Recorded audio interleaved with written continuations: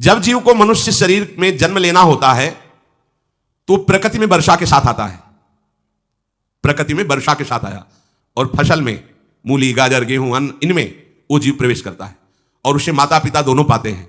तो सप्तम धातु वीर के रूप में परिणित होता है जीव। वो वीर कण के रूप में माता के उदर में जब प्रवेश करता है तो एक रात्रि में मां का और पिता का दोनों का वो जो वीर मिलता है, उस रज और वीर के मिलने से एक कलल सा बनता है। 5 रात्रि व्यतीत होने के बाद एक बुदबुदा सा बनता है। 10 रात्रि व्यतीत होने के बाद एक बेर की सी आकृति होती है। फिर उसके बाद उसमें धीरे धीरे मांसपेशियां बढ़ने लगती हैं। 1 महीने में उसके सिर निकल आता है। 2 महीने में हाथ पांव अंगों का विभाग होता है। तीसरे महीने में नख, रोम, अस्थि, चर्म, स्त्री पुरुष के चिन्ह प्रकट हो जाते हैं। 4 महीने में मांसादि 7 धातुएं प्रकट हो जाती है। 5वें महीने में चेतना जागृत हो जाती है। जैसे अपने चेतना, ऐसे 5वें महीने में गर्भस्थ शिशु की चेतना जागृत हो गई। जीव है पर चेतना 5 महीने बाद मां के गर्भ में जागृत। अब उसे भूख लगती है, प्यास लगती है, वहां की तापमयी जलन, पीड़ा, छोटे छोटे कीड़ों के द्वारा काटना। 6ठे मास में झिल्ली से लपटा हुआ मां की दाहिनी कोख में कीड़े की तरह तड़पता है।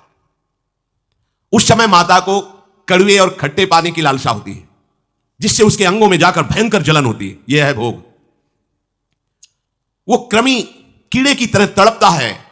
मलमूत्र के गड्ढे में बीच में झिल्ली में बंधा हुआ वो जीवात्मा सुकुमार तो होता है, वहां के कीड़े उसे नोचते छोटे छोटे, वो तड़पता है। माता प्रसन्न होती कि जब बच्चा हिलता है, बोले है उसकी दुर्गति हो रही, वहां भयंकर कष्ट पा रहा है। ऐसा क्लेश होता है कि क्षण क्षण में बेहोश होता रहता है। माता के खाए हुए कड़वे, तीखे, गरम, नमकीन, रूखे, खट्टे, यही पदार्थ पाने की इच्छा होती है माता, क्योंकि उसको भोग भोगना है। उसके कोमल शरीर में भयानक पीड़ा होती है जब माता ऐसे पदार्थ खाती है।